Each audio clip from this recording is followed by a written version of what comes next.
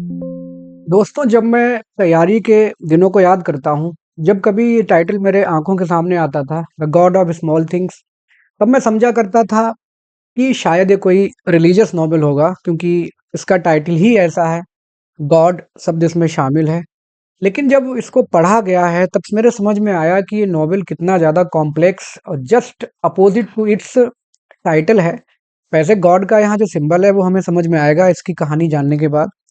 तो स्वागत करता हूं मैं दोस्तों में आपका। मैं हूं अनिल कुमार सिंह। आज हम समरी देखेंगे most controversial most popular novel written by Arundhati Roy, जिसने उनको बुकर प्राइज भी दिलाया था। और ये पब्लिश हुआ था 1997 में and bringing for her the Booker prize, जो कि मोस्ट प्रेस्टिजियस अवार्ड है लिटरेरी कैनन में। बात कर लेते हैं इसके टाइटल की। आप समझ रहे होंगे कि गॉड ऑफ स्मॉल थिंग्स का मतलब यहाँ है वो सारी मुलायम चीज़ें, कोमल चीज़ें, टेंडर फीलिंग्स या जो पर्सनल भावनाएँ हमारी होती हैं किसी को लेकर के, इसके कैरेक्टर को एक जो है यहाँ पर जिसको हम आगे देखेंगे अभी, उसकी फीलिंग्स या जो भी ऐसी चीज़ें जो बहुत नाज़ुक हैं आज के दौर में, उनको स्मॉल थिंग्स कहा गया है। और गॉड कौन होता है, वो हम देखेंगे आने वाले इस स्टोरी में। तो एक ये ऑटोबायोग्राफिकल वर्क है। इसकी जो प्रोटैगनिस्ट हैं अम्मू, इस नॉवेल की, वो अरुंधति रॉय की जो माँ थी मैरी रॉय, उनके ऊपर इन्होंने इसको बेस किया हुआ है। मैरी रॉय के ऊपर बेस्ड किया है उन्होंने। और खुद को उन्होंने जो बनाया है वो है राहेल। राहेल जो इस अम्मू की बेटी होती है, तो खुद को उन्होंने राहेल के कैरेक्टर में पोर्ट्रेट किया हुआ है। तो ऑटोबायोग्राफिकल वर्क है। एमनीम में सेट है। एमनीम कहाँ पड़ता है? केरला में। रियल जगह है वैसे, ये ओरिजिनली केरला में है, वहाँ ये सेट है। ग्राउंड ब्रेकिंग समझा जाता है अपने थीम्स की वजह से। Caste discrimination, biased law system, patriarchy, jealousy, exploitation of childhood innocence, loss memory and जिसके लिए कंट्रोवर्सी क्रिएट की गई थी इस नॉवल के थ्रू, दैट वाज इंसेस्चुअस रिलेशनशिप, जिसमें भाई बहन के बीच में इन्होंने इस तरह से बोल्ड पोर्ट्रेल किया है रिलेशनशिप का। And traumatised treatment of children, बच्चों को जो एक ट्रीटमेंट दिया गया था, उनको जो आघात दिया गया था मनोवैज्ञानिक, उसकी बात की गई है। इसके अलावा नॉन लीनियर नरेशन है। नॉन लीनियर का मतलब क्या होता है कि कहानी एक सीध में नहीं चलती है, फ्लैशबैक में है, कभी पास्ट कभी फ्यूचर, इस तरह से कहानी चला करती है। और एक कॉन्सेप्ट को ये नोवेल बहुत ज़्यादा क्रिटिसाइज करता है, एक्चुअली सेटराइज भी करता है, कि who should be love and how much. जो लोग डिसाइड कर लेते हैं कि भैया देखो, अपनी कास्ट में प्यार करना है, अपनी कास्ट में आपको शादी करनी है, किससे शादी करनी है, किसको प्यार करना है, किससे बात करनी है, किससे नहीं करनी, कितनी करनी, इन सब बातों को ये नॉवल बहुत अच्छे से बिटरली क्रिटिसाइज करता है। हम देखेंगे कहानी में। कैरेक्टर्स को डिस्कस कर लेते हैं। तो मेन इसके जो प्रोटेगनिस्ट हैं वो हैं अम्मू इपे। और बहुत ज़्यादा बेचारी परेशान की जाती हैं। इनके 2 बच्चे होते हैं जो कि ट्विन्स हैं, राहेल एंड एस्टा। बहुत ज़्यादा पैशनेट हैं, इंटेलिजेंट हैं, इमोशनली सेंसिटिव हैं। लेकिन डिवोर्स हो जाता है इनका इनकी पहली शादी से। और उस शादी के बाद इनको प्यार हो जाता है बेलुथा, एक कारपेंटर होता है, दलित सोसाइटी से, दलित जाति से, जो कि इनके परिवार को एक्सेप्टेबल नहीं होता। जिसकी वजह से इनके साथ जो चीज़ें होती हैं, ट्रेजेडी वो होती है। रेजिस्टेंस दिखाती हैं, सोशल डिफायंस दिखाती हैं कि हम नहीं मानते कानून को, लेकिन अंततः ट्रेजिक एंड इनका होता है। उनकी जो ट्रेजेडी है उससे हमें समझ में आता है कि society treats women, how society treats women who wish for independence. Independence की बात की जाएगी तो इंडिपेंडेंस तो मिलेगी, लेकिन उसमें टर्म्स एंड कंडीशंस लगे रहते हैं। जैसे आप हम जाते हैं कोई चीज़ खरीदने बाजार में, तो उसके रेट लिखे रहते हैं कहीं कहीं, और रेट के बाद एक बना देते हैं एस्ट्रिक्स। एस्ट्रिक्स का मतलब है कि उसमें ही सारी चीज़ें कंपनी अपनी मतलब की चीज़ें छिपा देती है। तो ठीक वैसे ही समझिए, महिलाओं को मिलती तो है आज़ादी, लेकिन कैसे मिलती है, उसमें एस्ट्रिक्स लगा रहता है कि क्या करना क्या नहीं करना, उन इंस्ट्रक्शंस के साथ मिलती है, एकदम से नहीं मिलेगी। वेलुथा जो इनका लवर होता है, यही है the God of small things. The God of small things, God जो टाइटल में है, ये यही वेलुथा को सिंबलाइज किया गया है। स्मॉल थिंग्स मैं आपको बता चुका हूँ। सारी नाजुक चीज़ें आज के दौर में जिनकी लोग वैल्यू नहीं कर रहे हैं, वही सारी स्मॉल थिंग्स हैं। ये एक जेंटल, इंटेलिजेंट, लविंग कारपेंटर होते हैं और इनको प्यार हो जाता है अम्मू से। अम्मू जो कि डिवोर्स हो करके आई होती है और ये अनटचेबल कास्ट से हैं, पार्वन कह सकते हैं इनको केरला में। और ये symbol of forbidden love, caste discrimination. इसके अलावा tender emotions, personal intimacy and loving experiences, इन सब के ये सिंबल हैं, लेकिन इनकी कोई वैल्यू नहीं समझी जाती है। लगातार इनको कंपेयर किया जाता है मोमबत्ती से। जो स्मॉल थिंग्स हैं उनको कंपेयर किया गया है मोमबत्ती से, और जो बिग थिंग्स हैं उनको कंपेयर किया गया है लालटेन से, जो कि लगातार सफ़र करती है incessantly casteism, social injustice and the tyranny of police. यहाँ तक कि पुलिस भी उसको उसी जात के हिसाब से ट्रीट करती है और अंततः मार ही देती है। He is killed by the police. राहेल इपे जो कि अम्मू की बेटी है, ट्विंस में फीमेल बेटी है ये। यह नैरेटर लाइक पर्सपेक्टिव है क्योंकि इसी के नरेशन से ही कहानी बुनी जाती है। सेंसिटिव है, इमेजिनेटिव है और इमोशनली ट्रॉमेटाइज्ड रहती है क्योंकि जो इनके साथ हुआ है वो आघात ये पूरी ज़िंदगी उठाती है। उसकी यूनियन जो एस्टा के साथ दिखाई गई है इंसेस्चुअस रिलेशनशिप में, उससे सिंबलाइज़ किया गया है forgiveness, loss and emotional healing.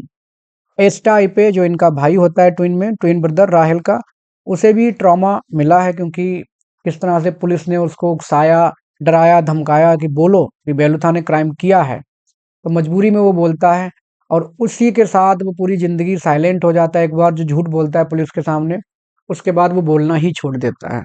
पूरी ज़िंदगी साइलेंटली ज़िंदगी जीता है जब तक कि उसकी बहन राहेल वापस लौट के नहीं आती है 23 साल बाद। ही represents silence, guilt and loss of innocence. कुछ और कैरेक्टर्स, चाको जो कि अम्मू का भाई होता है, ये बहुत बड़ा ढोंगी है, हिपोक्रिट है। दिखाता है वैसे तो ऑक्सफोर्ड एजुकेटेड होता है, लेकिन अपनी थिंकिंग एकदम गवारों जैसी है इसकी। और ये फीमेल राइट्स को बिल्कुल भी नहीं समझता, बहुत ही नैरो माइंडेड है। खुद पढ़ने के लिए इंग्लैंड गया हुआ है, लेकिन अपनी बहन की पढ़ाई लिखाई बिल्कुल नहीं चाहता। जितनी भी बिग थिंग्स हैं, बिग थिंग्स का मतलब क्या है, सोशल सिस्टम, इनजस्टिस, क्रुअलिटी, बायस्डनेस, जो भी हैं, उन सब का सिंबल बिग थिंग्स ये उन्हीं को रिप्रेजेंट करता है। सोफी मॉल ये चाको की एक्स वाइफ है, इंग्लिश जहाँ ये पढ़ने गया था लंदन में, वहाँ इसने शादी की और शादी करने के बाद ये है इनकी वाइफ मार्गरेट। मार्गरेट से शादी की और शादी इनकी डिवोर्स में ख़त्म होती है। इनकी बेटी है सोफी मॉल उस शादी से, और ये यहाँ रहती है और यही ट्रेजेडी का अनजाने में सेंटर बन जाती है। उसकी जो एक्सीडेंटल डेथ है वही बेलुथा और अम्मू की जो ट्रेजेडी है उसके लिए इसकी डेथ जिम्मेदार हो जाती है सोफी मॉल की। बेबी कोचम्मा, इनको समझिए कि ये विलेन है मेन इस स्टोरी की और एंटागनिस्ट ऑफ द नोवेल। कैसी हैं, जेलस हैं, बिटर हैं, मैनिपुलेटिव हैं, हिपोक्रिटिकल हैं। जो भी बुराइयां हो सकती हैं वो सब इनके अंदर हैं। रिलीजन को बहुत अच्छे से इस्तेमाल करती हैं, सामाजिक नियमों को बहुत अच्छे से इस्तेमाल करती हैं, लेकिन किस सेंस में, लोगों को मैनिपुलेट करने में, एक्सप्लॉइट करने में। लेकिन लोगों को क्या सबसे ज़्यादा एक्सप्लॉइट करती हैं, अम्मू, राहेल और एस्टा को। चीफ होती हैं इन अम्मू और बलुथा की ट्रेजेडी के पीछे चीफ पर्सन यही हैं। मम्माची और पापाची मतलब मामा और पापा, ये माताजी हैं इनकी अम्मू की, सो शम्मा इपे, और पापा जी इनका नाम है बेनान जॉन इपे। दोनों ही नालायक हैं एक तरह से, ऐसा कहना चाहिए। अम्मू के पेरेंट्स हैं लेकिन कभी भी अम्मू को सपोर्ट नहीं करते। सपोर्ट करते हैं तो सिर्फ चाको को, अपने बेटे को भेजते हैं इंग्लैंड पढ़ने के लिए और उसको किसी ढंग से स्कूल में भी नहीं भेजते हैं। ऑल दो हर मदर वैसे तो टैलेंटेड होती हैं, वायलिनिस्ट भी हैं, पिकल मेकर हैं, लेकिन लगातार अपने हस्बैंड के द्वारा पीटी जाती हैं। एक जो ग्रह कलेश होता है वो साइड इफेक्ट उसका दिखाया गया है। फादर मलिंगन ये एक आयरिश प्रीस्ट होते हैं जिनसे बेबी कोचम्मा को प्यार हो जाता है। पूरी कोशिश करती है उनको पाने की, लेकिन फेल हो जाती है और फेल होने के बाद ही वो सबसे बड़ी विलन बन जाती है।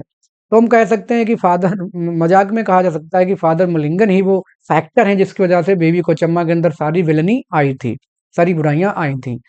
मार्गरेट कोचम्मा ये चाको की वाइफ है। चाको जो कि गए हुए थे कहाँ, इंग्लैंड पढ़ाई करने, वहीं मार्गरेट से उनको प्यार हो जाता है, शादी कर लेते हैं, बेटी हो जाती है, फिर डिवोर्स हो जाता है, तो ये उनकी वाइफ हैं। ठीक है, ये थे कैरेक्टर्स एनालिसिस। अब हम शुरू करते हैं कहानी। तो कहानी शुरू होती है 1992 में। 23 साल बाद राहेल लौट के आई हुई है अपने वापस एमनीम हाउस केरला में। 23 साल पहले ये छोड़ के चली गई थी। क्यों छोड़ के चली गई थी वो हमें आगे पता चलेगा। पूरी की पूरी कहानी फ्लैशबैक में है, मतलब पास्ट में स्ट्रीम ऑफ कॉन्शसनेस टेक्निक के तहत वो सुनाती है कैसे कैसे क्या क्या हुआ था। एस्टा 23 साल से उसका भाई रह रहा है अपने आप को सोसाइटी से अलग करके, और एकदम शांति से जिंदगी गुजार रहा है अपने आप को। अभी भी वो उस गिल्ट से बाहर नहीं ले पाया है कि जब उसने बेलुथा के बारे में बोल दिया था पुलिस के सामने कि हाँ ये क्रिमिनल है, जबकि वो क्रिमिनल नहीं था, और इस तरह से बेलुथा मारा जाता है पुलिस के हाथों। तो वो अभी भी उस गिल्ट के सहारे जी रहा है। राहेल भी अपनी शादी तोड़ करके आई है, तो आफ्टरमाथ उसका भी इमोशनल डैमेज हुआ हुआ है फेल्ड मैरिज से। कोचम्मा इसको ग्रीट करती है। अभी भी जीवित हैं ये, करीब 80 साल की हैं, 83 ईयर्स की हो चुकी हैं, और अभी भी अपने आप को पूरी तरह से मालिक ही समझती हैं एमनीम हाउस का। वो राहेल का स्वागत करती हैं, लेकिन एकदम इनडिफरेंटली स्वागत करती हैं, और ये भी मना कर देती हैं कि तुम्हें आ, एस्टा से बात नहीं करनी, जो कि उसे डिस्टर्ब नहीं करना, वो पीसफुली रह रहा है, उसको रहने दो। राहेल अपने भाई के पास जाती है। उसको उससे अपना जो पास्ट है, इतने 23 साल से अलग हैं, 23 साल बहुत बड़ा समय है। रिकवर हर लॉस, जो नुकसान हुआ उसको रिकवर करने की कोशिश करती है, और अपना ग्रीफ शेयर करने की कोशिश करती है। एक रात वो लेटे हुए होते हैं, तो दोनों के बीच में एक मतलब हिडियस एक्ट या हिडियस इंसेस्चुअस एक्ट हो जाता है। इसी की वजह से ये नॉवल थोड़ा कंट्रोवर्शियल था कि इसमें भाई बहन के बीच में ये सेक्सुअल रिलेशंस दिखाई। हालांकि अरुंधति रॉय ने ये सेक्सुअल रिलेशनशिप्स को ऐसा लस्टी या सिंफुल नहीं बताया है। वो जो ट्रॉमेटिक एक्सपीरियंस था उसको एक रिलीज पॉइंट बोला है, या हीलिंग बोली है, कि जिस तरह से वो ट्विंस थे। और ट्विंस का मतलब ये कि एक तरह से एक ही जो अम्बोलिकल कॉर्ड है उससे जुड़े हुए रहे होंगे, इस टाइप से उन्होंने एक साथ पैर पसारे थे अपनी माँ की कोख में। तो वो जो एक सिंबॉलिकल यूनिफिकेशन था उनका, वो इस एक्ट के थ्रू दिखाने की कोशिश उन्होंने की है। ठीक है, इंग्लिश लिटरेचर में ऐसी बहुत सारी कहानियाँ मिलती हैं आउट ऑफ द वे वाली, हम उनके बहुत ज़्यादा उनके ऊपर नहीं जाएँगे। बस आगे देखते हैं कि अगले दिन राहेल जब बैठती है तो उसकी थिंकिंग पहुँच जाती है पुराने समय में। उन सब चीज़ों को देख के, घर जो पुराना हो रहा है, टूट रहा है, तो वो 1969 में स्टोरी पहुँच जाती है, ठीक 23 साल पहले। और यहीं से कहानी शुरू होती है कि कैसे उसकी माँ या उसके परिवार का जो ट्रेजेडी, जो विघटन हुआ, वो कैसे हुआ था। तो let's see context of tragedy. आप समझ लीजिए, स्टोरी जो है एक अम्मू की है, मैं आपको पहले बता चुका हूँ, और जो कि डिजर्ट कर दी गई हैं अपने एक हस्बैंड के द्वारा जिनसे उनकी शादी हुई थी, और बाद में ट्रेजिक एंड उनका हो रहा है। स्टोरी इज ऑल्सो अबाउट जो स्ट्रगल चलता है, सोसाइटी में भी चलता है, the small things and big things, उन दोनों के बीच में जो चलता है उसके बीच स्ट्रगल की बात है। स्मॉल थिंग्स में कौन कौन शामिल है? अम्मू, बेलुथा, राहेल एंड एस्टा। और बिग थिंग्स में पप्पाची, बेबी कोचम्मा, चाको, थॉमस मैथ्यू। ये कौन है? ये एक पुलिसमैन है। ये एक पुलिसमैन है जो कि बेलुथा को पीट पीट के मार देते हैं। Between लालटेन्स and मोमबत्तीस। लालटेन्स का मतलब सारे पावरफुल लोग, एंड मोमबत्तीस का मतलब ये बेलुथा, अम्मू और राहेल एस्टा जैसे लोग, उनको बोला गया है लालटेन और मोमबत्ती। अम्मू का जो चाइल्डहुड है बहुत ज़्यादा ट्रबल्ड है, क्योंकि उसके मम्मी पापा दोनों ही आपस में लड़ते झगड़ते रहते हैं, अपनी बेटी पे बिल्कुल ध्यान नहीं देते हैं। शुरुआत से ही वो विटनेस करती है कैसे उसके परिवार में एक्सपीरियंस, कैसा टॉक्सिक बिहेवियर है सबका उसके प्रति, उसको वो एक्सपीरियंस करती है। उसकी माँ होती तो टैलेंटेड है, लेकिन बार बार पीटी जाती है उसके पिता के द्वारा, अपने पति के द्वारा।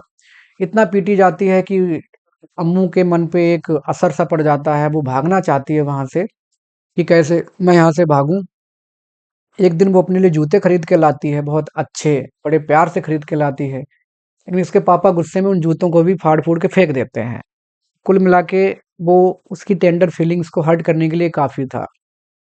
और बात एजुकेशन की आती है, तो उसके पापा एकदम से मना कर देते हैं, नहीं, बेटियों को हायर एजुकेशन नहीं दी जाएगी। उनके हिसाब से जो हायर एजुकेशन दी जाती है लड़कियों को, तो लड़कियां खराब हो जाती हैं, ये पिताजी के इनके मानना है। दूसरी तरफ जो चाको है उसको ऑक्सफोर्ड भेजा जाता है, सीधे इंग्लैंड, सोचिए विदेश में भेज दिया है, इंडिया में भी नहीं पढ़ाया कि वो हायर एजुकेशन वहाँ गेन करेगा। लगातार उसको डांटा जाता है, उसकी लगातार डांट पड़ती है। अम्मू की बात हो रही है। बार बार उसको झेपा जाता है, बार-बार उसके खिलाफ भेदभाव किया जाता है और ना केवल इसके मम्मी-पापा बल्कि जो इसकी आंट है, जिनका नाम है बेबी कोचम्मा, सारे लोग ही उसके खिलाफ डिस्क्रिमिनेशन करते हैं। वो लगातार डेस्परेटली विशेस करती है कि कैसे मैं यहाँ से बच जाऊँ, इस एटमॉस्फियर से मैं कैसे निकलूँ? लगातार वो ऐसा सोचती रहती है और इसी सोच का ही नतीजा आगे उसकी बर्बादी है। इस अटेम्प्ट में कि मैं यहाँ से इस टॉक्सिक एटमॉस्फेयर से निकल जाऊँ, अम्मू एक शादी अटेंड करने जाती है अपनी परिवार में मतलब रिश्तेदारी में कोलकाता और शादी अटेंड करने के टाइम ही उसको एक टीम मैनेजर मिल जाता है जो कि असम से आया हुआ है वहाँ शादी अटेंड करने और उसको देख के वो फिज़िकली उसकी तरफ अट्रैक्ट हो जाती है और अट्रैक्ट होने के बाद दोनों डिसाइड कर लेते हैं कि शादी की जाए। शादी का डिसीजन वो अपने मम्मी-पापा से पूछती है, लेटर लिखती है उनके लिए, लेकिन वो कोई रिप्लाई नहीं करते हैं। रिप्लाई नहीं करते हैं तो वो शादी उससे कर लेती है, शादी उससे करके वो चली जाती है उसके साथ शिलांग। और यही ऑटोबायोग्राफिकल स्टोरी है क्योंकि इनकी माँ ने भी ऐसे ही शादी की थी, शिलांग जा कर के और उनका भी डिवोर्स हुआ था। तो जो मैरी रॉय हैं, अरुंधति रॉय की माताजी मैरी रॉय, वो लगभग सेम कहानी है अम्मू की। इस वजह से ये नॉवेल ऑटोबायोग्राफिकल भी कहा जाता है। ठीक है, उसने रिप्लाई नहीं मिला तो उसने शादी कर ली और वो चली गई। अब यहाँ पे हम समझ सकते हैं कि वो जल्दी शादी चाहे ना भी करती, लेकिन उसको क्यों करनी पड़ी? उसको करनी पड़ी अपने परिवार के उस बिहेवियर से भागने के लिए। वो उस एटमॉस्फेयर को बदलना चाह रही थी, वो चाहती थी कि उसको फ्रीडम मिले, थोड़ी-सी उसको इज़्ज़त मिले, वो भी अपनी ज़िंदगी जिए। उसका जो एक सेपरेट एंटिटी है, अस्तित्व है, उसकी वैल्यू की जाए, वो ये चाहती थी। कुल मिला के जो ग्रह कलेश है, वही इसकी बर्बादी के लिए ज़िम्मेदार रहा है।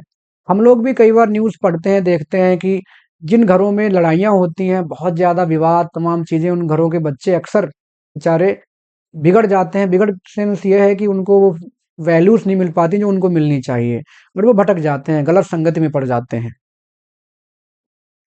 अब शादी तो उसने कर ली, धीरे-धीरे बच्चे भी उसके 2 हो गए।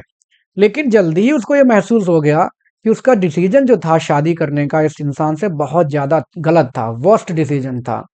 क्योंकि जिस इंसान से उसने शादी की वो एक अल्कोहलिक निकला, थोड़ा-सा नकारा निकला और इस हद तक पहुँच गया कि उसका जो बॉस था मिस्टर हॉलिक, एक अंग्रेज़ था, वो कहा करता था इसके हस्बैंड से कि तुम बहुत लकी मैन हो यार, तुम्हारे you have beautiful children and beautiful family and beautiful wife और कभी उसे मेरे पास भेजो, मैं भी उसको थोड़ा देखना चाहता हूँ। Means he wanted to seduce her. तो ये इतना ज़्यादा अल्कोहलिक था, नकारा था, ये अपनी पत्नी को मनाने लगा कि चली जाओ उसके पास और एक ही बार तो जाना है, क्या फ़र्क पड़ता है? इस तरह से उसको वो कहने लगा। तो अम्मू इस बात को देख के एकदम से शॉक रह गई कि कैसा निर्लज्ज और कितना ज़्यादा निकम्मा नीच इंसान है जो अपनी पत्नी को बेचना चाह रहा है अपनी जॉब के लिए। और उसको लगा कि जैसे कि वो एक कढ़ाई से निकल के डायरेक्ट जैसे फ्राइंग पैन जिसमें सब्जी फ्राई की जा रही है, कढ़ाई से निकल के डायरेक्ट आग में गिर गई है। मतलब आग नीचे जल रही होती है कढ़ाई के नीचे, तो कढ़ाई में भले धीरे-धीरे फ्राई होगी लेकिन आग में तो डायरेक्ट हो जाएगी। तो कुल मिला के फ्राइंग पैन का मतलब क्या है? उसका खुद का परिवार और फायर का मतलब क्या है? ये शादी। तो कुल मिला के उसको लगा कि मैं वहाँ सब छोड़-छाड़ के आई हूँ यहाँ पे, लेकिन वो सिचुएशन और ज़्यादा वर्स हो गई है मेरी। अब इस इंसल्टिंग और ह्यूमिलिएटिंग इंसिडेंट से उसे अपने पति से नफ़रत होने लगी। वो क्या करे क्योंकि उसकी वैल्यू यहाँ भी नहीं है, वैल्यू उसकी घर में भी नहीं थी। अब उस फ्रस्ट्रेशन में एक दिन दोनों की लड़ाई होती है हस्बैंड वाइफ की, उसने अपने हस्बैंड को एक बुक होती है हाथ में, उसी से उसने सिर में उसके दे मारा और वहाँ से अपने दोनों बच्चों ट्विन्स को लेकर के निकल ली। ट्विन्स का एक बेटे का नाम है राहेल, बेटी का नाम है राहेल और बेटे का नाम है एस्टा। उनको लेकर के वापस आ गई केरला एमनीम हाउस में। सेम अरुंधति रॉय की माताजी के साथ सेम इंसिडेंट हुआ था, that's why it is autobiographical novel. आ गई अपने माता-पिता के घर पर, लेकिन आई कैसे? ब्रोकन, चीटेड एंड होपलेस, क्योंकि वो जानती तो पहले ही थी, लेकिन जाए तो जाए कहाँ? कुल मिला के ये जो स्त्रियों की कंडीशन है हमारी सोसाइटी में, उस हिसाब से ये नॉवेल बहुत ज़्यादा एक बिटर क्रिटिसिज़्म है। अब जब वो आई, तो बहुत ज़्यादा फ्रस्ट्रेट थी और वो बहुत ज़्यादा डिसअपॉइंटेड हो गई। उसने पाया कि उसके माँ-बाप, भाई सभी ना केवल उसको इग्नोर कर रहे हैं बल्कि उसके बच्चों को भी इग्नोर कर रहे हैं। क्योंकि माँ-बाप और उसके भाई को लग रहा था कि इसने एक स्टिग्मा लगा दिया है परिवार पे। स्टिग्मा का मतलब होता है कलंक लगा दिया है, क्योंकि इसने ऐसे शादी कर ली और बाद में 2 बच्चे लेकर आ गई है। कुल मिला के वो उसको चाहते ही नहीं थे कि वापस आए, लेकिन जाए तो जाए कहाँ बेचारी। घर में आई है तो घर में उसके माँ-बाप, भाई ने एकदम उसके दोयम दर्जे का बिहेवियर करना शुरू कर दिया। अब वो बेचारी रोज आती थी, देखती थी कि कैसे उसके बच्चों को पैथेटिक कंडीशन में छोड़ दिया गया है, कोई उन पे ध्यान नहीं दे रहा है। और दूसरी तरफ जो इनकी वाइफ आती है वापस, चाको की, जिनका नाम है मार्गरेट, उनकी जो बेटी आती है जिनका नाम है सोफी मॉल, वो जो आई है इंग्लैंड से अपने माँ के साथ, उसकी बड़ी वैल्यू हो रही है। इवन मार्गरेट को चम्मा, वो बेबी को चम्मा और बाकी सब लोग पूरी कोशिश में लगे हैं उसको इम्प्रेस करने के लिए। तो कुल मिला के जो कॉलोनियल इन्फेरियरिटी का जो एक थीम है, उसको भी अरुंधति रॉय ने कवर अप किया है कि किस तरह से हम इंडियन अंग्रेजों की हर चीज को अच्छा समझते हैं, अपने आप को पैसे समझते हैं, गिरा हुआ थोड़ा कम। हालांकि सब लोग नहीं, बस इसमें कुछ लोगों के हिसाब से उन्होंने लिखा है। और उनके बच्चे बेचारे छोटे-छोटे मेंढकों की तरह आपस में एक-दूसरे के साथ खेल रहे हैं, क्योंकि उनके साथ खेलने वाला कोई नहीं, पूरे परिवार का ध्यान है तो किस पर है? सोफी मॉल पे। और इसके अम्मू के बच्चों को नेग्लेक्ट किया जा रहा है, इग्नोर किया जा रहा है, कोई नहीं चाहता उनको। बेचारे उनके अंदर जेलसी और इन्फीरियरिटी की भावनाएँ आने लगी हैं, राहेल और एस्टा के मन में कि आखिर हम यहाँ आए तो आए क्यों? अब जानते भी कुछ नहीं है क्योंकि कम उम्र है। बिगेस्ट ब्लो, सबसे बड़ा आघात उसको जब लगा, जब उसने अपनी बात बताई अपने पापा को कि किस तरह से उसका हस्बैंड उसको उसके अपने अंग्रेज बॉस के पास भेजना चाह रहा था। लेकिन यहाँ पर उसके पापा की ऐसी थिंकिंग है, उन्हें माना ही नहीं कि एक अंग्रेज ऐसा कर भी सकता है कि वो किसी महिला की मॉडेस्टी या महिला का फायदा उठाना चाहेगा। इस बात को उसके पापा ने माना ही नहीं। सोचिए, अपनी बेटी का ही भरोसा नहीं है। कुल मिला के जो माइंड सेट है उनका पहले से ही बायस्ड है। अब उसका भाई लगातार एस्टा और राहेल की मजाक बनाता था, कहता था ये दोनों बड़े हेल्दी हैं और इतने हेल्दी हैं जितने नहीं होने चाहिए। कुल मिला के तुम्हारे ये बच्चे जो हैं वो इमोरल हैं, इलीगल बच्चे हैं, ऐसे वो कहा करता था चाको। बार बार कहा करता था इलीगल बच्चे हैं। और उनको एक बोझ समझा जाता था, एक धब्बा समझा जाता था उनके सोशल स्टेटस पे। बहुत ज्यादा बेचारी को तमाम टॉर्चर सहने पड़ रहे थे। अब उस चाको जो था, देखिए यहाँ पर समझने वाली बात, चाको जब ऑक्सफोर्ड गया, वहां उसने हायर स्टडीज उसको दी गई। अम्मू को यहाँ घर पे पढ़ाया ही नहीं गया था। इवन इंडिया में भी उसकी हायर एजुकेशन के लिए मना कर दिया गया था। वहां पर जाकर के वो शादी करता है लेडी मार्गरेट से, और उससे एक उस बेटी पैदा होती है सोफी मॉल, और वो आती है तो उसकी सब इज्जत करते हैं। मतलब डिवोर्स होने के बाद भी उसकी वैल्यू हो रही है। चाको की कोई दिक्कत नहीं है, लेकिन बेटी का डिवोर्स हुआ है तो वो धब्बा बन गई है, वो कलंक बन गई है। तो कुल मिला के ये सारी चीजें बहुत ही ज्यादा अजीब समझी जाती हैं। चाको वापस आता है तो उसके पूरे परिवार की प्रॉपर्टी के ऊपर पूरा उसका हक दे दिया जाता है। और वही जो अम्मू है तो उसके हिस्से की जो भी प्रॉपर्टी है वो ये छीन लेता है आके चाको। ये खुद एक छोड़ा गया है एक महिला के द्वारा तो कोई दिक्कत नहीं, लेकिन महिला ने पति को छोड़ दिया तो धब्बा बन गई। तो कुल मिला के ये माइंडसेट पे बहुत करारा प्रहार किया है अरुंधति रॉय ने। अपनी बहन के सारे हक वो छीन लेता है, उसका हिस्सा भी छीन लेता है, और उससे कहता है कि what is your is mine, जो तुम्हारा है वो मेरा है, और जो मेरा है वो तो मेरा है ही है। देखिए ये माइंडसेट है कि what is your is mine and what is mine is also mine. इसके अलावा क्योंकि डिवोर्स हो चुका है उसका, तो गांव की जो लो कास्ट की, वैसे कास्ट बहुत मानता है, लेकिन जो लो कास्ट की औरतें हैं, पिकल फैक्ट्री में काम करने वाली अपने वर्कर्स की, तो उनसे वो फ्लर्ट करता है। और फ्लर्ट करता है, जब वो शिकायत आती है तो उसकी माँ कहती है कि ये मेंस नीड्स हैं, एक आदमी की ये नीड है, मैंस नीड्स, मैन की फिजिकल नीड की बात करती है। उसकी माँ ही खुद उसे सपोर्ट करती है। और एक तरफ अम्मू उसको इमोरल बोलते हैं, क्या क्या बोलते हैं उससे। अब इन सिचुएशंस में जो उसके साथ बनी थी, अभी सिर्फ वो 24 साल की ही है, लेकिन अब अपनी आप को पूरी तरह से बेचारी अकेला और हेल्पलेसनेस में पाती है, असहाय पाती है। अभी उसको जिंदगी अच्छी एंजॉय करनी चाहिए थी, लेकिन सब कुछ उसकी जिंदगी में बिगड़ गया। अब वो अकेले घंटे बेचारी घर में जब इज्जत नहीं है तो निकल जाती है नदी की तरफ। नदी के किनारे पे बैठ के रोती रहती है, सोचती रहती है अपने परिवार के बारे में, अपनी फेल्ड मैरिज के बारे में, और आधी रात को कई बार वो तैरा करती है। अब वो लगातार उसकी मजाक बनाई जा रही है, टॉन्ट किया जा रहा है उसको, क्योंकि उसकी जो एक चाची है, बेबी कोचम्मा, वो खुद अब फेल्ड है अपनी जिंदगी में, लेकिन इसकी बहुत मजाक बनाती हैं। कहती हैं कि जब शादी होने के बाद एक लड़की का उसके माँ बाप के घर पे कोई स्थान नहीं रहता है, और उससे ज्यादा वर्ष कंडीशन जब है जब वो डिवोर्स हो जाए। इसका मतलब जो डिवोर्स महिला है, लड़की है, उसका तो कहीं कोई स्थान होना ही नहीं चाहिए। तो ऐसे महान विचार हैं बेबी कोचम्मा के कि डिवोर्स महिला जीने की ही अधिकारी नहीं रहती, उसका अधिकार खत्म है, मान के चलो कहीं भी नहीं, एनीवेयर एट ऑल।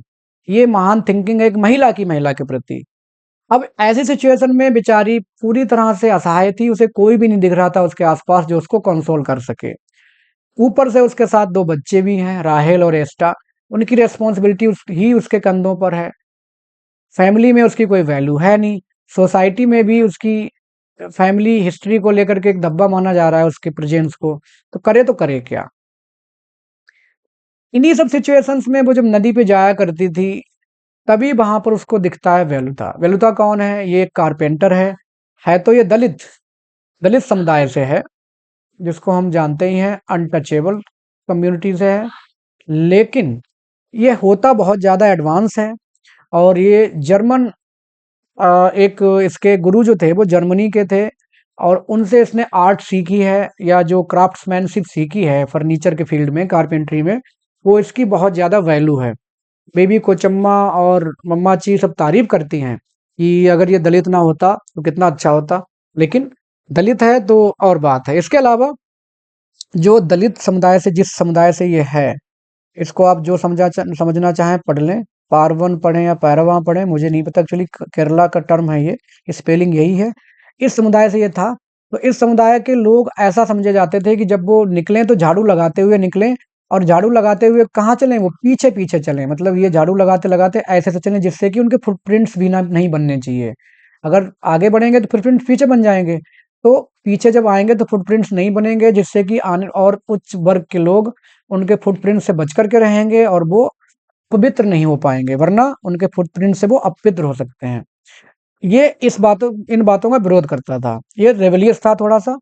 और इस वजह से अम्मू, जो कि खुद रेवलियस थी अपने आप में, तो कुल मिला के दोनों के बीच एक रिलेशनशिप बनती है, और ऐसी बनती है कि वो थोड़ी सी सिंफुल हो जाती है, मतलब ऐसी रिलेशनशिप जिसको सोसाइटी एक्सेप्ट नहीं करती है, ड्यू टू रिवलियस फीलिंग्स। कहते हैं ना कि खग जाने खग की भाषा, जो जैसा होता है उसको वैसा अच्छा लगता है। अम्मू भी ब्रोकन थी, और बेलूथा ब्रोकन नहीं था, बट क्योंकि डिस्क्रिमिनेटेड था तमाम चीजों से, तो ये भी इसके अंदर एक रिवलियस फीलिंग थी। हालांकि इसको राहेल और एस्टा से बहुत प्यार था। बेलूथा राहेल और एस्टा से बहुत प्यार करता था, सोफी मॉल को भी प्यार करता था। सब बच्चों से बहुत, बच्चे इसको बहुत पसंद किया करते थे। अब वो नदी के किनारे मिलते थे और वहीं पर दे मेड लव। राहेल एस्टा ये भी इनके साथ साथ जाया करते थे, अम्मू के साथ साथ, और वहां से बेलूथा इनको खूब प्यार करता था, बच्चों से बच्चों के साथ खेला करता था, कहानियां सुनाता था। कुल मिला के बहुत अच्छी रिलेशनशिप थी बच्चों की बेलूथा के प्रति, और बेलूथा के प्रति बच्चों की अच्छी फीलिंग थी, उसको पसंद किया करते थे। लेकिन अचानक से सोफी मॉल एक दिन खेलते खेलते क्या होता है कि वो डूब गई उस नदी में, जिस नदी में ये लोग जिन नदी किनारे खेला करते थे, डूब गई। तो अम्मू और बेलुता की रिलेशनशिप उसी दिन खत्म, समझिए जिस दिन ये घटना हुई थी। और बेलुता के पापा ने पहले ही बता चुका था बेबी कोचम्मा को कि क्या चल रहा है, तुम्हारी ये भतीजी है अम्मू, उसके बीच में और मेरे बेटे के बीच में, क्योंकि इसका पापा वैसे ही ऑर्थोडॉक्स टाइप का था बेलुता का। तो कुल मिला के ये पता चला, तो बेबी कोचम्मा ने क्या किया, अम्मू को लॉक कर दिया एक रूम में, और पूरी तरह से जितना वो कर सकती थी हर तरीके से उसको टॉर्चर किया, उसका खाना पीना बंद कर दिया, उसको पीटा, सताया, टॉन्ट किया, क्या क्या नहीं बोला, सब कुछ बोला, क्योंकि वो पहले से ही परवर्टेड टाइप की महिला है। और बेलुथा को के लिए क्या किया गया, जो सोफी मॉल जो मर गई, उसके मर्डर का चार्ज बेलुथा पे लगा दिया गया। बेलुथा को पुलिस स्टेशन ले जाया गया, उससे कहा गया कि तुमने सोफी मॉल को किडनैप करके मार दिया है। और मजबूरी में मतलब इसके अलावा जो लीडर था एमिनेम का, इस पार्टी से बेलथा जुड़ा हुआ था, उस लीडर ने भी इसकी हेल्प नहीं की और मजबूरी में बेचारा बंद किया गया जेल में। उसको पुलिस ने बहुत पीटा। अब पुलिस जब अम्मू जाया करती थी बेलुता को उस कारागार में देखने, तो पुलिस वाले ही अम्मू को बेश्या कहा करते थे। सोचिए, पुलिस वालों को क्या लेना देना किसी के कैरेक्टर को जज करने का, लेकिन पुलिस वाले करते थे क्योंकि उन दोनों की रिलेशनशिप को बहुत ही वो नफरत से देखा करते थे, इसलिए क्योंकि वो दलित समुदाय से था। बेबी कोचम्मा बच्चों को लेकर गई, उनका ब्रेन वॉश किया और उनको समझाया कि पुलिस के सामने तुम्हें बोलना है कि हाँ तुमने देखा था बेलुता को सोफी मॉल को किडनैप करते हुए और मारते हुए। मजबूरी में दोनों बच्चों ने, ट्विंस का मतलब यहाँ पे राहेल और एस्टा से है, मजबूरी में उन दोनों ने जाकर के पुलिस के सामने बोल दिया कि हाँ हमने देखा है। वो मजबूरी थी उनकी और सच छिपाया गया कि बेलुता निर्दोष था, लेकिन बेबी कोचम्मा उसको पुलिस के द्वारा उसकी हत्या करवाने में सफल हो गई। अब ट्विंस, क्योंकि ट्विंस करें तो करें क्या, ट्विंस की जिंदगी सफोकेटेड, आइसोलेटेड और कंजर्वेटिव लाइफ बेचारे जीने लगे वहां पे। और एस्टा जो कि सबमिसिव था और पहले से ही बेचारा थोड़ा सा सबमिसिव था, दब्बू टाइप का था, और ज्यादा आइसोलेटेड और फ्रिजिड हो गया क्योंकि एक तरफ तो पहले से था, दूसरी तरफ उसको झूठ बुलवा के बेलुथा को मरवा दिया गया और बेलुथा को ही पसंद किया करता था। तीनों बच्चे पसंद करते थे, राहेल, एस्टा और सोफी मॉल। राहेल जो कि थोड़ा सा एग्रेसिव थी दोनों भाई बहनों में, वो अपनी माँ की तरह थी और एज ए चाइल्ड उसने कुछ रिएक्शंस दिए थे जिसकी वजह से समझ में आता था कि वो एग्रेसिव है और वो डॉगमेटिक और कंजर्वेटिव कंडीशंस को वो नहीं माना करती थी। इसके अलावा उसे जो सपोर्ट नहीं मिला, सोसाइटी सिचुएशंस ऐसी थी, फिर भी उसने अपनी रिबेलियन की जो स्पिरिट थी उसको मरने नहीं दिया राहेल ने। वो बड़े होकर भी अम्मू की तरह ही बनी, जो कि कंडीशंस, सिचुएशंस और ट्रेडिशंस को नहीं मानती थी। राहेल भी अपने उस अनफुलफिल्ड डिजायर के साथ जी रही थी कि उसकी माँ उसको प्यार नहीं दे पा रही। एक्चुअली माँ की जिंदगी पहले से इतनी ज्यादा टूटी है, तो वो क्या प्यार देगी अपनी बेटी को। तो कुल मिला के राहेल और एस्टा दोनों ही इग्नोर्ड जिंदगी जी रहे थे। उसकी माँ चाह कर भी अपने बच्चों को प्यार नहीं दे पा रही थी क्योंकि वो खुद इतना ज्यादा सफोकेटेड और डिस्क्रिमिनेटेड फील कर रही थी। इसके अलावा हम कह सकते हैं कि राहेल, she was the child of broken home and child of single parent and who thought capable of being loved, कि वो चाहती थी उसको प्यार मिले लेकिन प्यार नहीं मिला, जो कि बड़ों से बच्चे उम्मीद करते हैं। और इस तरह से उसका ये जो ट्रीटमेंट था एज ए चाइल्ड, उस ट्रीटमेंट से वो भी अपनी माँ की तरह ऐसी हो गई, जो उसने बड़े होकर समाज के नियमों को नहीं माना। अम्मू को भी घर से निकाल दिया गया जैसे ही बेलुथा की स्टोरी समझ में आई। उसको पूरी तरह से ऑस्ट्रासाइज कर दिया गया। ऑस्ट्रासाइज का मतलब क्या होता है, बहिष्कृत कर दिया गया, उसे घर से निकाल दिया गया। बेचारी मजबूर हो गई, तो 31 की उम्र में एक जॉब के इंटरव्यू देने गई, वहीं किसी होटल में रुकी और वहीं उसकी डेथ हो गई, क्योंकि भूख या स्ट्रेस या डिप्रेशन, कुछ भी कहिए, कुल मिला के इन तमाम चीजों से, इन फैक्टर से वो मात्र 31 की उम्र में ही उसकी डेथ हो जाती है। और इस एज में राहेल ने देखा कि उसकी माँ मर गई है। राहेल सिर्फ उस समय 11 साल की थी और इस स्टेज पे उसने वो सब देखा जो एक बच्चे को नहीं देखना चाहिए था। समाज की सारी क्रुअलिटीज, क्रूडिटीज एंड जो भी हो सकता था, अट्रोसिटीज, सब उसने देख ली। अब उसने ये भी देखा कि उसकी माँ के साथ कैसा बिहेवियर किया गया, उसके खुद के नाना नानी के द्वारा, जो उसके अम्मू के माँ बाप थे, समाज के द्वारा, आसपास उसका जो एक्स हस्बैंड था, सबने कैसा उसके साथ बिहेवियर किया। हर बात को राहेल समझ रही थी। इसके अलावा लोगों का इनडिफरेंट एटीट्यूड, एमनिम हाउस के फैमिली मेंबर्स का एटीट्यूड, सब वो अच्छे से समझ चुकी थी। बेलुथा की हॉरिबल कंडीशन भी उसने जेल में देखी कि कैसे पुलिस स्टेशन में हम उन दोनों को ले जाकर के झूठ बुलवाया गया और उस बेलुथा को सारे लोगों ने धोखा दे दिया।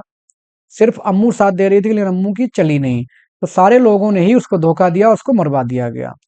उसकी ट्रेजिक डेथ के लिए राहेल अपने आप को भी जिम्मेदार मान रही थी कि मैंने ऐसा मजबूरी में किया, क्योंकि कोचम्मा ने ब्रेन वॉश करके मजबूरी में जो भी है बच्चों को झूठ बुलवा दिया। छोटे छोटे बच्चे थे, तो ये सारी मेमोरीज लगातार उसके मन में आती रहती हैं, एक दुस्वप्न जैसे आते रहते हैं।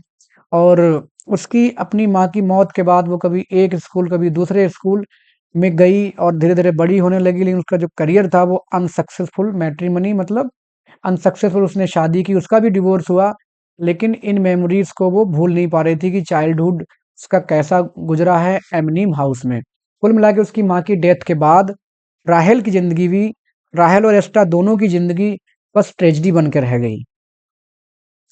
एस्टा दूसरी तरफ, जो कि राहेल और उसका ट्विन ब्रदर है, एक ही उम्र है दोनों की, तो उसको एक टाकीज़ थी, अभिलाष टाकीज़, वहाँ पर किसी ने उसको ऑरेंज ड्रिंक, लेमन ड्रिंक नाम के व्यक्ति ने उसको मतलब सेक्सुअली अब्यूज़ किया, और उस ट्रॉमेटिक एक्सपीरियंस से वो बाहर नहीं निकल पाया था। कि दूसरी तरफ बेलूथा वाला मामला हो गया, बेलूथा के मामले में भी उसकी गवाही ली गई, उस गवाही में बेलूथा को पुलिस ने पीट-पीट के मार डाला। कुल मिला के ये जो 2 ट्रॉमेटिक एक्सपीरियंसेस थे, इन एक्सपीरियंसेस से एस्टा की ज़िंदगी भी बहुत ज़्यादा बदल गई, उसका जो इनोसेंस थी बचपन की वो ब्रूटलाइज़्ड हो गई पूरी तरह से, वो समझ नहीं पा रहा था कि बोले तो बोले क्या?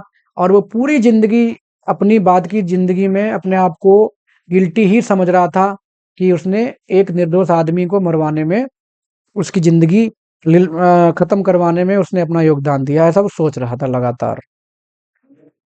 अब हम थोड़ी-सी बात बेबी कोचम्मा के बारे में कर लेते हैं, जो कि हमारी स्टोरी की विलेन है। ये विलेन इसलिए बनी क्योंकि ये भी कभी प्यार में पड़ी थी। फादर मलिगन जो एक आयरिश प्रीस्ट थे उनकी साथ, और उनको पटाने की इन्होंने पूरी कोशिश की, जो तरीके हो सकते थे, मोनास्ट्री भी ज्वाइन की, नन बनी, लेकिन फादर मलिगन ने कोई ध्यान नहीं दिया, क्योंकि वो खुद अपने आप में एक सेल्फिश और हिपोक्रेट इंसान था। उसे बस मतलब था अपने धर्म को विस्तारित करने के लिए, और वो मद्रास से यहाँ आया था सिर्फ हिंदू स्क्रिप्चर्स को पढ़ने के लिए, जिससे कि उनको और अच्छे से बुराई कर सके। मीन्स किसकी बुराई करनी है उसके बारे में हमें जानकारी होनी चाहिए ना। तो इस तरह से वो आया था, उसने कोई इंटरेस्ट नहीं लिया। जब सारी चीजें उसने कर ली, वो चाहती थी कि उसके साथ वो मतलब उसकी बियर्ड की स्मेल को देखे, मतलब महसूस करे, उसको प्यार करे, उसको देखती रहे। इन सब करने के बाद भी जब उसको समझ नहीं आया तो वो फ्रस्ट्रेट हो गई, जब फादर मलिंगन ने उस पर ध्यान नहीं दिया, फ्रस्ट्रेट हो गई और उसने अपने उस फ्रस्ट्रेशन को दूसरों की तरफ मोड़ना शुरू कर दिया। ऐसा मोड़ना शुरू किया कि अम्मू और उसका परिवार ही इसके लिए सबसे आसान शिकार था, कि यही हैं जिनको वो अपने फ्रस्ट्रेशन को निकाल सकती है। She could not see anybody happy, वो किसी को खुश देख ही नहीं सकती थी, क्योंकि उसने अपनी ज़िंदगी में भी कभी हैप्पीनेस नहीं देखी थी। जो जिसके पास जो होता है दूसरों को वही देते हैं, ऐसा हम कहते हैं। अब उसकी जो भी फ्रस्ट्रेशन थी, वो निकलती थी अम्मू और उसके बच्चों के प्रति। वह बिल्कुल उनको देखना नहीं चाहती थी। She was the most unkind to them.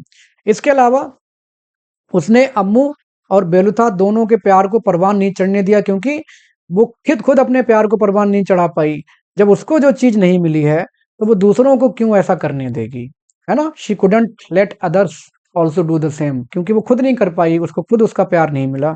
तो उसका जो फ्रस्ट्रेशन था, या जो उसकी अनफुलफिल्ड डिजायर्स थी, उनका फ्रस्ट्रेशन इन सबको झेलना पड़ा, अम्मू और उसके दोनों बच्चों को। चाको और मार्गरेट की भी थोड़ी बात कर ली जाए। चाको जो कि अम्मू का भाई है, ऑक्सफोर्ड जाता है, वहां पर उसको मार्गरेट मिलती है एक होटल में वेट्रेस का काम करते हुए। दोनों के बीच में first love at first sight वाली बात होती है, शादी हो जाती है। मार्गरेट भी अपने घर से एक तरह से अम्मू की तरह भाग के आई थी, इंडिपेंडेंस की तलाश में थी। शादी हो गई, शादी होने के बाद कुछ दिनों में ही चाको के साथ उसके संबंध खराब होते गए, क्योंकि एक तरफ मार्गरेट के पापा नहीं चाहते थे कि वो किसी इंडियन से शादी करे, उनको नफरत थी, लेकिन शादी इंडियन से कर ली उसकी बेटी ने, तो उन्होंने सहयोग देना बंद कर दिया। और चाको जो कि स्कॉलरशिप लेके गया था इंग्लैंड, उसकी स्कॉलरशिप का पैसा खत्म हो गया, तो गरीबी आ गई। गरीबी में मार्गरेट चाको का खर्चा कहाँ तक उठाती, तो ये उसको छोड़ के भागने की फिराक में था। दोनों के बीच में डिवोर्स हो गया, एक बेटी हुई जिसका नाम था सोफी मॉल। लेकिन जैसा भी था, इनकी कहानी सोफी मॉल के आने से ही खराब हुई। सोफी मॉल ना मारी जाती तो शायद बेबी कोचम्मा उस उसके मर्डर को बेलुथा और अम्मू को बर्बाद करने में इस्तेमाल ना कर पाती, लेकिन कहीं ना कहीं लिंक जुड़ती चली गई इंसिडेंट्स की। कंक्लूजन क्या है? नोवेल जब खत्म होता है तो उस चैप्टर से खत्म होता है जिस चैप्टर में ये बेलुथा और अम्मू मिले थे। पहली बार उनके बीच में वो एक फिजिकल एक्ट जो हुआ था, वो पहली बार उस दिन हुआ था, और दोनों ने ठान लिया था कि they will meet again tomorrow. कल हम फिर मिलेंगे, मीन्स कल हमारे बीच फिर ये सब होगा जो भी उनको होना था, फ्रस्ट्रेशन कहिए, कुछ भी कहिए, लविंग बॉन्ड कहिए, या जो भी अपनी फीलिंग्स हैं वो उनकी थी। लेकिन टुमारो ऐसा हो नहीं पाया, क्योंकि उसी रात ही वे सोफी मॉल डूबकर मर गई, और इनकी सीक्रेट के बारे में सबको पता चल गया था, सीक्रेट अफेयर के बारे में। बेबी कोचम्मा ने बेलुथा को पकड़वाया पुलिस के हाथों, और उसके बाद उसको मर्डर का चार्ज देके पुलिस के हाथों ही मरवा दिया गया। और जब वो लेटे हुए थे दोनों उस रिवर बैंक्स पे, तब उनको सुनाई दे रही थी तमाम चीजें। वो क्या थी? Hearing the sound of small things. Small things का मतलब क्या है? उनकी वही प्यारी बातें, प्यारी टेंडर फीलिंग्स, जिनके बारे में इस टाइटल नॉवेल के टाइटल में शामिल की गई हैं, ऑल द स्मॉल थिंग्स। तो ये था इस नॉवेल का सारांश, समरी, जिस्ट, जो भी आप कहिए। I tried my best to make it simple and understandable. I hope you would like the video. Thanks for watching.